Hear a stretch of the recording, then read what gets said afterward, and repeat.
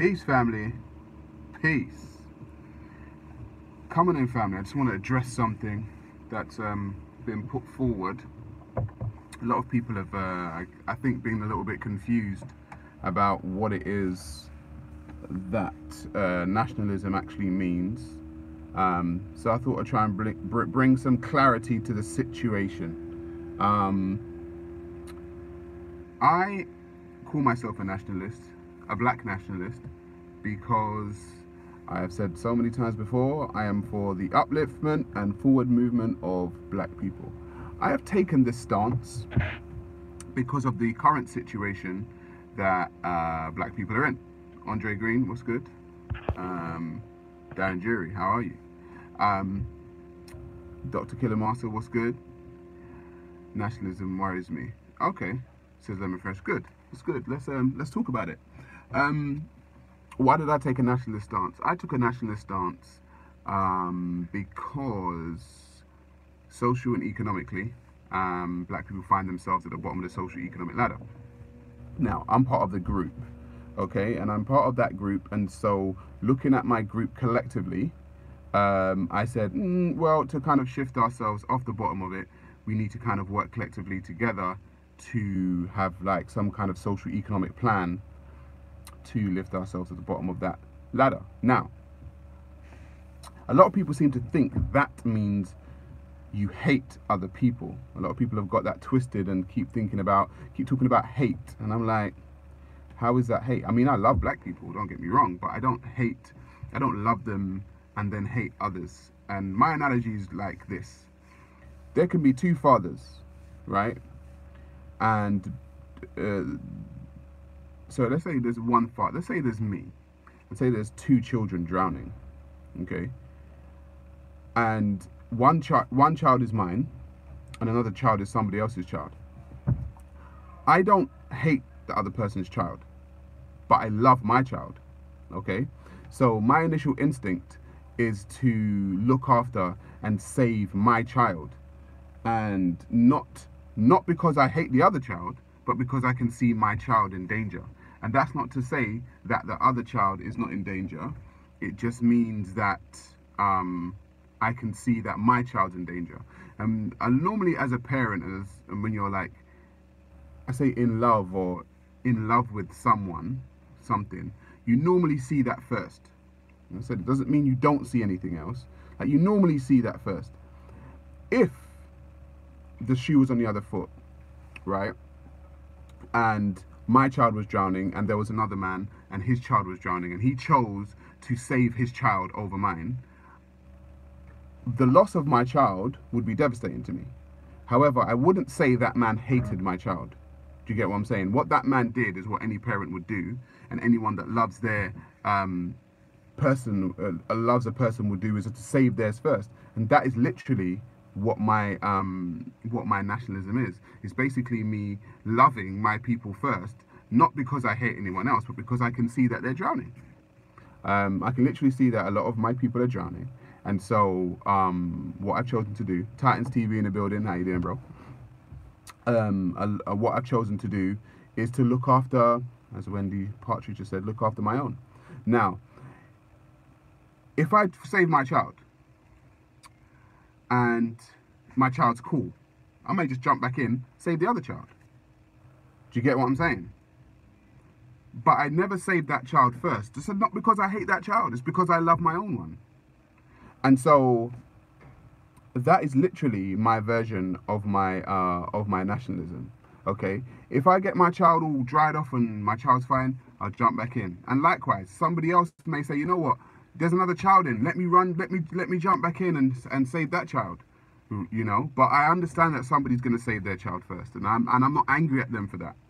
And so I was on Callum's Titans TV show a few days ago, and people couldn't get, and I made a statement, and it was simply this: the white British public, okay, the white British public have every right to not want certain cultures that encroach upon their culture.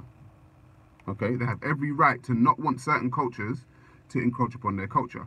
Because if I had a culture, for instance, if I was in China, if I was Chinese, and the culture of Islam was encroaching upon me, I'd probably be like, no, this is what the culture we have over here is as a Chinese person, and that one is not compatible with ours, so you guys need to stop that or leave or do something. If I'm African, which I am, and the culture of, for instance, I don't do colonization, so the culture of Europe is encroaching upon my culture, I'm going to be like, no, no, take that over there somewhere else, because over here we're African. And if the British people see Islam, a culture that is not for them, they're allowed to say, no, no, no, no, no, that doesn't happen over here.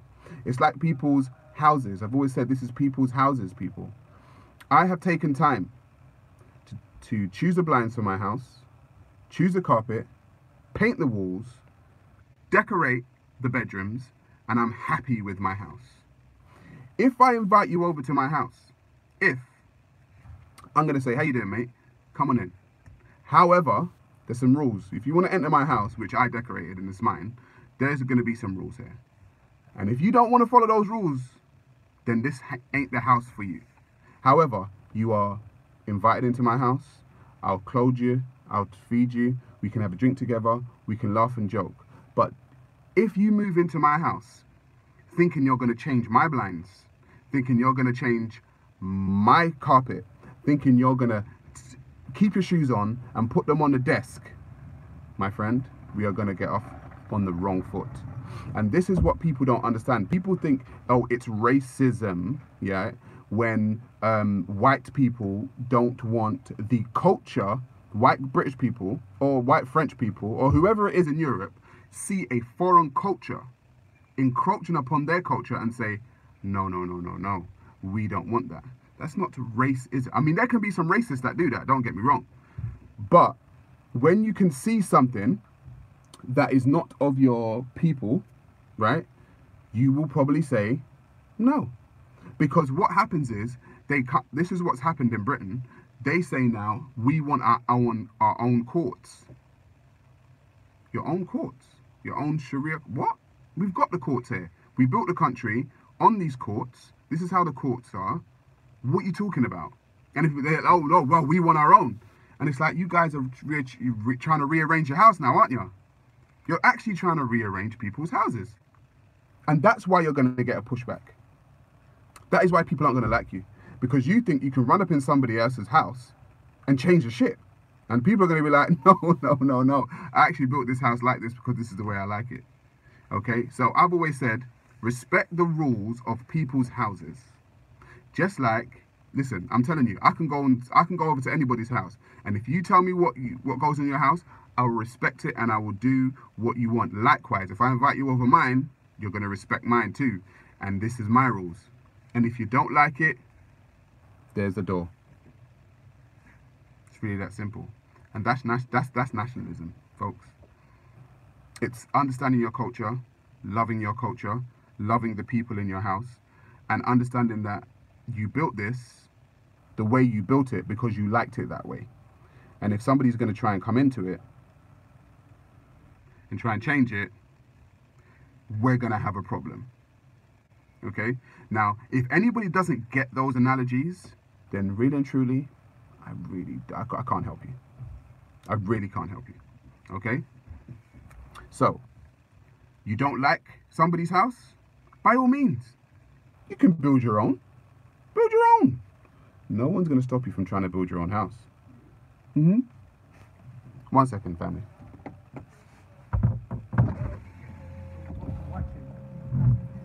Oh, okay. He's on the... All right, no problem. Thank you. Go in, yeah. All right, no problem. Sorry, fam. Where was I? Yeah, the house. If you don't like my house rules, then you can go and build your own house. And I won't stop you. I'll be like, cool. Don't let the door hit you on the way out, mate. You know, don't let the door hit you on the way out. By all means, go ahead. Right? But don't think you're going to cut. This is my house. I built this the way I built it. I put the time and effort into building it this way. I like it this way. Okay? And again, doesn't mean I hate you. Again, let's stop with this hate business. Doesn't mean that I hate you. It just means I love my house the way I love it. So don't change it. Just like I love my child the way I love it, doesn't mean now. If my child's drowning and your child's drowning, and then you try and push my child's head down while they're drowning, that's probably going to be hate. Then I can get angry and upset about the fact that you didn't just not save my child, you tried to actually help drown my child. There's a difference, people. Okay? Somebody not saving your child because they have their own child to save is not hate. It's just the way the world works, really. You know, people are going to look after their own. And we can go to a Muslim country, right, that have Sharia law, and if another culture was in that country, as we already know, if you have Christians or Jews in your country, you allow them to be there, right? But if they start saying, oh, we want Jewish rules or we want Christian rules, you're going to be like, no, this is a Muslim country. And I know for a fact a Muslim country would do that. Okay, so don't be surprised when other countries do it, because you can actually understand. And the fact that you're acting dumb like you can't understand, it shows to me that you've got an agenda, a different one. Because I'm trying to look at things very objectively and trying to explain things objectively, and I know you actually get it. But even after this, people are going to act dumb. They're going to act stupid. They're going to act like they don't know why people don't like Islam. They're going to start, you know, lobbying the words Islamophobia around and all this kind of stuff. You're just acting dumb. You're telling me you don't understand why the people of Great Britain don't like Islam. It's not compatible with their culture. It wants to dominate their culture, and it wants to become something else. It wants to actually dominate. You can't do that in another person's country. By all means, if you want to listen, if you want Sharia, or if you want Muslim rules and regulations, there's plenty of rich Muslim countries: Saudi Arabia, Dubai, Kuwait, United Arab Emirates. Go be with your peoples. Go be with your peoples. It's not like they're living in third world poverty. Those countries are rich. Go be with your peoples, man. You know what I'm saying? Go and be with people who have the same ideology as you, so you can't complain and you're cool. Do you know what I mean? Don't complain about the house that you're in, knowing that it has different rules, and try and change it. You don't recognize the rules of the game. You actually don't recognize the rules of the game. And so listen, don't get it twisted. There are some things in this country that I don't like. But do I know that this country's rules are set? Yeah. So if I don't like it, it's like it or lump it kind of thing. You know what I'm saying? Like, get on with it, right? Or get out. You know what I'm saying? And I'm like, all right, cool. I'll get on with it. Do you know what I mean? I'll grin and bear the stuff that I don't like, you know, and then I'll just get on with it. And then, you know, if I want to build, because that's what I'm planning to do, that's what I'm actually doing, like build a house elsewhere and live there, cool, I can do that. But, you know, I'll grin and bear it. Because it's not that bad, really, when you think about it. It's not that bad. There are things we don't like. There are things that could be better. There are things that could change. We understand that. I understand that. The country's not perfect. No country is. However, like I said, if you're in someone else's house, what are you going to do? Kick off your shoes, relax your feet when you know that that's not the rules? All right, cool. Well, then when the powers that be come for you and tell you that you can't do that, it's not like you didn't know. You know? It's not like you didn't know. So yeah, people, I think I explained that well. I think so. What are we saying? What are we saying? After I've gone on my little rant, let me try and roll down. It's been asked before, when a Muslim is bashing the UK, was asked to tell what countries within the Islamic State would you go, and they were quiet, as living there with an opinion would get you killed. Oh, okay. Being a nationalist is okay, but true nationalists wants the best for their people, not for the not for detriment of other people. Facts, says Colin Growrock. I agree. They will use democracy to destroy democracy too. Interesting. When people want death penalty back, it's because of soft justice no longer. Who do we turn to? I'd like to talk to you about this sometimes, Sarah. I think we agree for the most part, but I have questions and fear the slippery slope. Okay. The Anglo-Saxon white man owns and runs his country. They are the majority. Non-white people are simply guests. The government could kick us all out.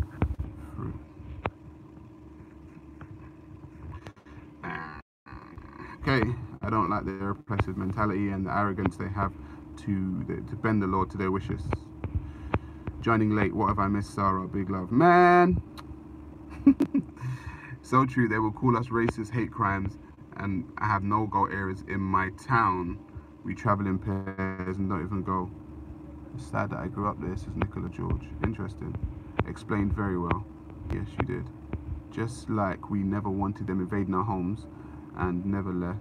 And as never left, we don't have our own homes, bro. Unfortunately, you're living in the next man's house and calling it your own. Says SCBTV. No, I'm not. I'm living here, but I know this is not my house. I actually know that. But while I'm here, building my own, just gotta abide by the rules, innit?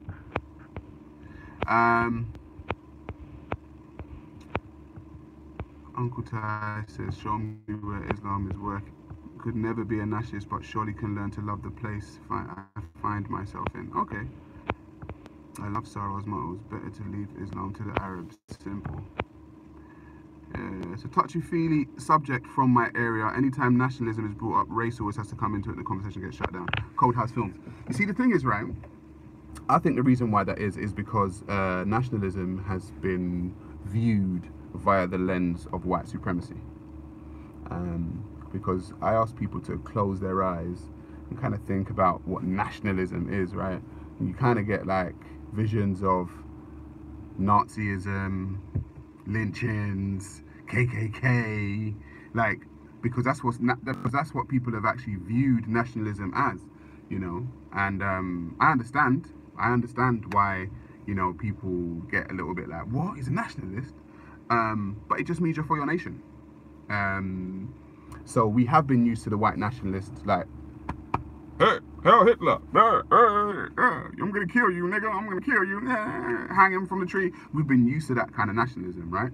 However, that's not my kind of nationalism. I'm not promoting killing anyone. I'm not advocating killing anyone. I'm not trying to hang anyone, you know, like, that's just not my nationalism. My nationalism is social economic, to try and build the social economic condition of black people. That's my nationalism. So yeah, it's not the same as white nationalism, what we've been used to. Do you get what I'm saying? Because really and truly, if I ask people honestly about nationalism and say, just close your eyes and imagine what black nationalism really is, like, I don't think people really have a view of what it is. They might juxtapose it with white nationalism, which is a problem. Do you get what I'm saying? So they'll close their eyes and think, oh my God, black people with guns, killing everyone, hanging everyone. I can't do this. So yeah, I think that's why, like, people get a little bit scared of when people say, oh, I'm a nationalist. You know, I'm not a white nationalist. You know what I'm saying? Like, I'm not trying to hold no Klan rallies and, like, you know, like, talk about killing people. No, that's just not me. And the thing is, you know how much time and effort that takes? Do you know what I mean? Like, do you know how much time and effort that takes? Try going to Thailand, Vietnam, or Singapore and tell them nationalism is a terrible thing. You will get a visit you in a hospital. Nationalism is ethnic nationalism. Ethnic nationalism is dangerous, says Big Bro Heavyweight. Okay. Okay. Adapt to your surrounding Europeans if they go to Islamic countries. True. True. Take on Martin Sellner's nationalism, says Go Jeremy Corbyn. I don't know what Martin Sellner's nationalism is, if I'm honest. I don't know what it is. I can have an opinion on it if I know what it is. It's Really that simple. If it's anything like, you know, the Hail Hitler, you know, like white nationalism that people think about, then no, no, I'm not for that nationalism. Okay. Um, because certain words have been tainted with definitions. People are too quick to jump upon them when entertaining a sensible discussion. I agree, Marco R. I agree. It's Black History Month. Very interesting, says Andrew Partridge. It is, isn't it? I knew you from Family Affairs. Okay, senior was good. I get it, you're a black man walk in them shoes. Gosh. Family, it won't leave me, family. It won't leave me. Um, nice point, Marco R. Do you help black business as DLD? Of course, because this is a social economic standing. Of course I help black business. I buy black business. So, yeah, now I've got something, you know, big. Anyway, I don't even want to talk about it, but yeah, black business. Black business. Sarah, I agree with you what you say. To Ty, I don't care. He's an older man, West African claim to be a Hebrew. Okay.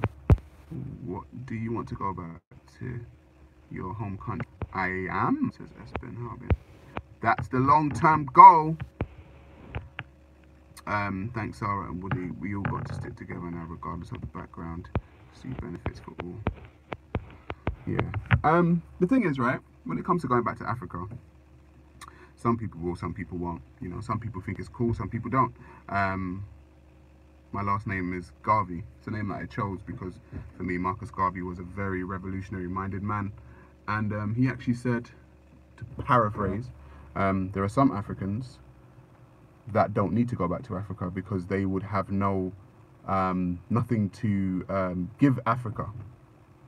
So stay your ass wherever you are, because really and truly, if you're going to go back to Africa, you're going to have to go back there with something in here and something that you can actually contribute to the actual continent, you know.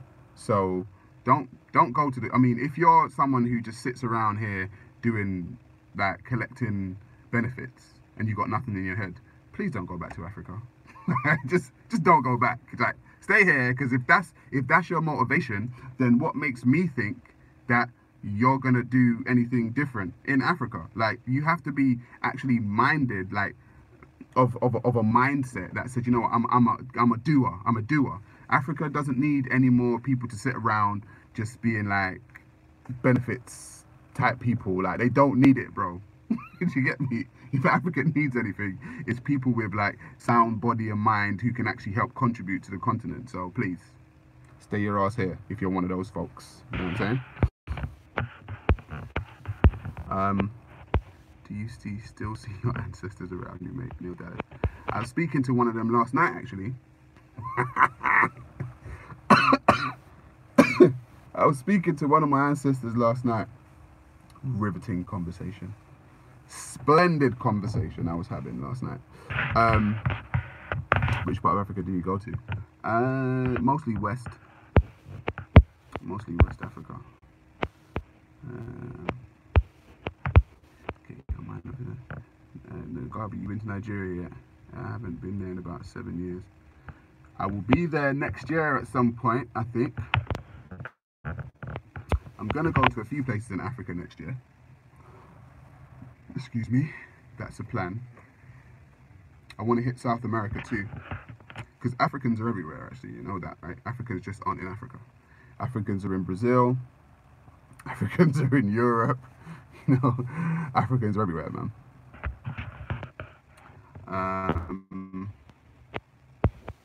Are you planning to go to Africa in a lifetime to live full time? Yeah, that's the long-term plan. Just out of interest, what kind of car are you driving?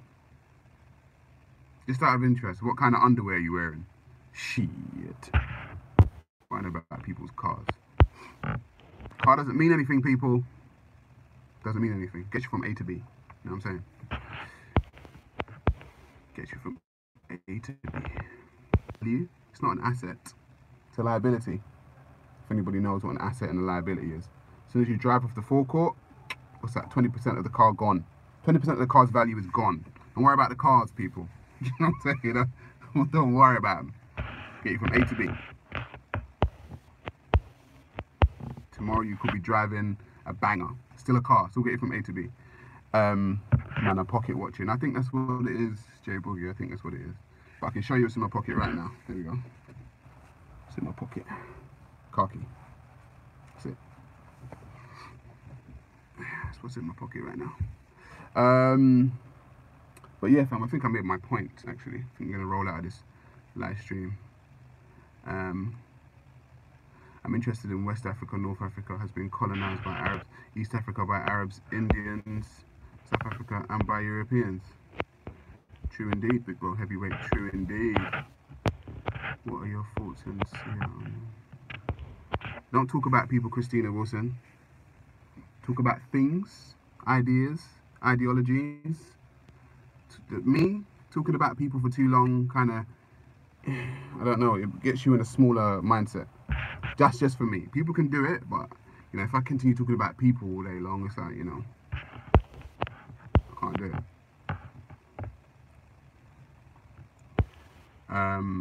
If Britain went to war with some African countries and you were ordered to fight in that war, would you war or not? No. I wouldn't war. I wouldn't war. Sarah, what do you make of that Tang guy? And people.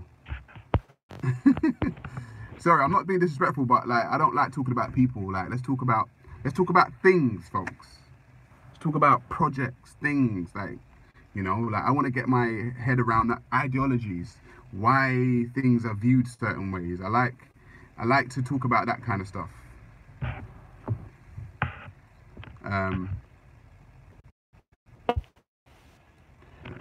Is China doing good in Africa in your opinion? No, I actually had a live stream on that. You can scroll down my videos and see what I said about China being Africa. What do you get out of defending free speech when it comes to a white nationalist like Tommy Robinson? What do I get out of defending free speech? When it comes to a white nationalist like Tommy Robinson. I didn't know Tommy Robinson was a white nationalist, but, right, freedom of speech is for everyone. Just like, what did I watch? I watched the other day, as a matter of fact, at the Tommy Robinson hearing, there's a guy called Abdul Hakim, a Muslim guy, who said, we are superior to everyone else as Muslims. Bro, that's free speech. Like, I think it's really interesting the hypocrisy that I find when it comes to free speech. Like, Muslims can say that they're superior to everyone and no one batters an eyelid. But you guys have got a problem with like other people. You say, oh, Sarah's a black supremacist. Well, you know what? You're a Muslim. I'm not, but you're a Muslim supremacist though, right? Because you think you're superior. You think you are supreme to everyone else. So, I mean, I don't get why like everyone's got their knickers in a twist about supremacy. Like, I just think it's just hypocrisy, man. Like, we can go into, and I know it was a Muslim that asked that question because he's a Muslim and I know why he's asking it, but it's like your book actually says that Muslims are the best people on the planet. So are you really in a position to talk about like supremacy when you're a Muslim supremacist? Like, come on, seriously?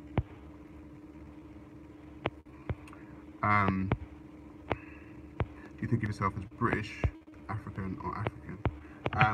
I'm definitely British, culturally. Genetically, I'm African. I've always said to people,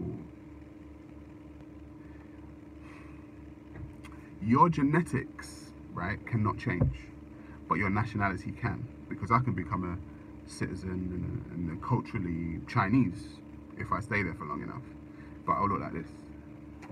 You get what I'm saying? So I prefer to go with the thing that is unchangeable rather than the thing that is. And you can kind of say that to, you know, Europeans, because I mean, if you, let's go to South Africa, for instance, right? There's Europeans in South Africa, but their origin is from their origin is Dutch, from Holland, right? So they will call themselves Afrikaans, right? But they know that they're European. They, you know, they're you can't tell a white South African that, you know, they're not European. They know they're European. They're European living in Africa, but they're still a European. Do you get what I'm saying? So, you know, you can say that to the Arabs of North Africa. You know, Morocco became part of the Arab League, whereas Morocco's in Africa. Wouldn't it be part of the African Union? Do you get what I'm saying? But it's Arab League because the people in Morocco, you know, they know where they're from. So it's like, for me, that because they're going with the thing that is unchangeable rather than the thing that actually is. And that's what I prefer to go with. But, you know, I'm not saying that I'm not British, because I am British. I am actually British. But genetically, you know, obviously I'm African.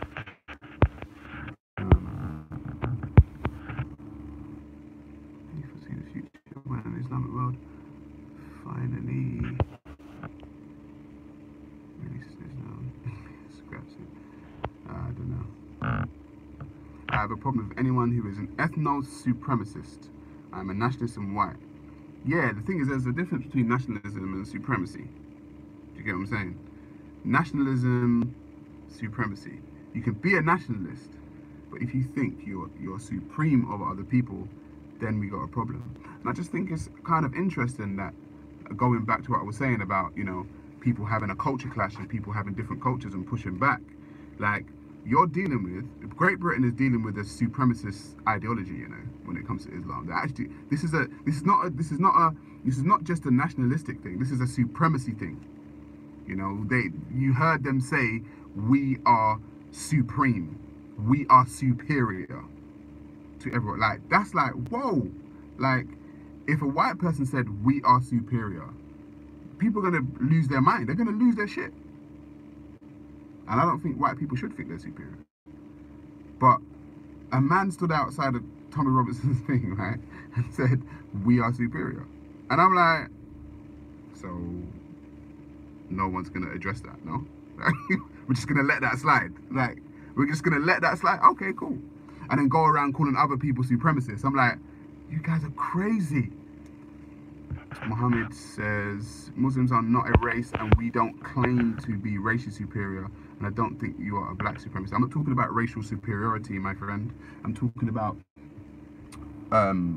superiority ideologically. Because Muslims are not a race. I know that. I'm not that stupid. Muslims come from every race. Black, white, Asian, Pakistani, Arab, anything. But if collectively they think they are superior because they have a book in their hand, that's still dangerous. You know, that is still dangerous. Like, you think you're superior over other people. Like, but you got the nerve to call other people supremacists. I don't get it. Like, I don't get why you can't see your own hypocrisy. I don't get it. And that is what scares me. Like, that is what really scares me, that people cannot see their own hypocrisy. People are pointing the finger at other people and saying, you are X, right? And really and truly, you're the X. Wait for it. Well, they are not real Muslims. Oh, great. Great. That's a fantastic line, isn't it? Everyone's like, well, they're not a true Muslim. Oh, no, but he's not a true Muslim. No, but he's not a true Muslim. No, but she's not a true Muslim. But no, but they're not a true, they're not a true, they're not a true, they're not a true, and we're like, oh my God. None of you are true Muslims, but everyone's claiming to be Muslim. I don't know if you guys know, if you guys have read The Art of War by Sun Tzu. You guys will know that keeping your enemy confused is actually a war strategy. Just saying. You know what I mean? I'm just saying. Like, keeping your enemy confused is actually a war strategy. So, take from that what you will. Yeah, all religions scare me.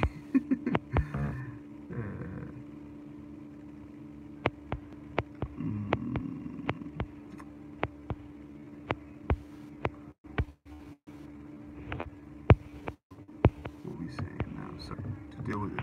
Kill or be killed. Divide and conquer. Your slang is rubbing off of me, said Melanated. Got it. Good. Get with the British slang, man.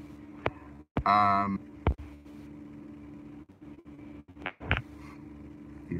Anyway. I think it's been long enough, family. I think it's been long enough. I need to go back to work. You know. See if there's any more comments, and then I'm gone. Sorry, I've just eaten. I'm burping in front of you guys. So rude. Love takers, do you think Islam needs to reform itself? I don't think it can be reformed. Honestly, I don't think they want it to be reformed.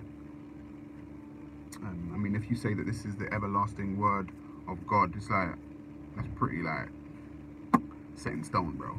Do you know what I mean? Like that's like no reform, none, because that would be bid'ah in Islamic circles. That would be innovation. You're not allowed to innovate. No religion, you're not allowed to change things. That's bid'ah. You guys know that, okay? No bid'ah around here. So yeah, there will be no reformation. I don't think there will not be any reformation. But hey, you know, nothing I can do about that. Like I said to people, you're allowed to have your religion. You're actually allowed to have it. Like, I will not take people's religion away from them, and that's not what I want to do. I do want to tell you though that if you're gonna have it, just have it over there. Not around here. Just have it over there. Go over there with it. You know, like I don't want that over here. Like, just have it over there, mate. Do you know what I'm saying? So yeah, when it comes to reformation.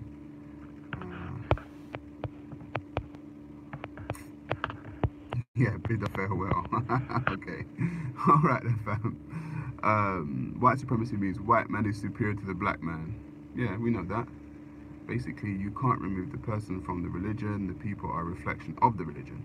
I was having this conversation last night. You lot are trying to get me to stay. I was having this conversation last night, and I was saying, well, it's an ideology. Ideologies are really made by people. Do you get what I'm saying? Like, people try to separate the ideology.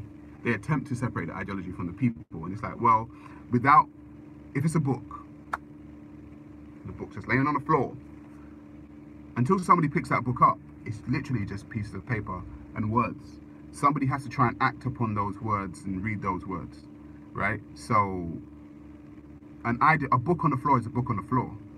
People will represent what that book is. However, that book was written by a person. Do you get what I'm saying? So, without the book, or without people, there will be no book. So, who is God?